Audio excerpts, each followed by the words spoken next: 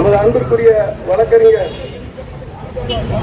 குற்றாலநாதன் அவர்கள் ஓரிரு நிமிடங்கள் உங்கள் மத்தியிலே உரையாற்றுவார்கள். அன்பார்ந்த வாக்காளர் பெருமக்களே, நாளை மறுநாள் நடைபெற இருக்கக்கூடிய சட்டமன்ற தேர்தலில் தேசிய ஜனநாயக கூட்டணியினுடைய வேட்பாளர் அருமை அண்ணன் தச்சை கணேசராஜா அவர்கள் இரட்டை சின்னத்திலே போட்டியிடுகிறார். தேசிய ஜனநாயக கூட்டணி என்பது முற்பட்ட சமூகத்திற்கு 10% இடஒதுக்கீடை கொடுத்தது என்பதை மறந்துவிடக்கூடாது. இந்த 10% இடஒதுக்கீடை திமுக எதிர்த்தது. திமுக உச்ச நீதிமன்றத்தில் ஒரு வழக்கு போட்டது. திமுகவினுடைய அமைப்பு செயலாளர் RS பாரதி உச்ச நீதிமன்றத்தில் வழக்கு போட்டார்.